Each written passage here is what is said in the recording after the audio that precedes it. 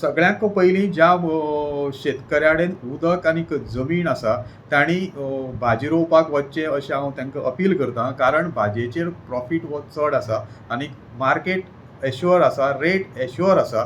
आनीक प्रत्येक गांवांत म्हळ्यार पंचायती सुद्दां म्हणल्यार जालें लागींच लागीं आमची प्रोक्युरमेंट सेंटर आसा.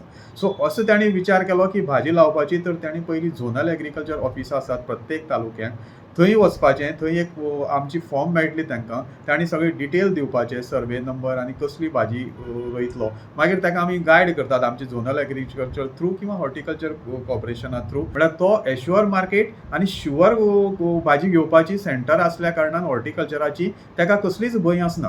आनी हातूंत प्रगती दीस दीस जायत आसा. नवे यूथ हातूंत इनवॉल्व जातात आनीक वाड जाल्ले कारणान शेतीची आनीक भाजयेची स्पेशली खूब वाड जाला. एक्चुली भाजी आमकां सगळी तालुक्यान येता, पूण चडांत चड भाजी आमकां सांगी तालुक्यांतल्यान येता. हातूंत आमी ह्या वर्साक 1,35,00,000 रुपयाची भाजी शेतकऱ्यां कडच्यान सांगेच्या आमी खरेदी केला. अशे एक 5-6 प्रकार जे आसात ते आमी भायल्यान हाडनात. उलट आमचे शेतकरी जे पिकयतात ते आमकां दितात. आमी आमची स्टॉलां घालून जे उरता ती परत आमी बेळगांव मार्केटाक धाडटात.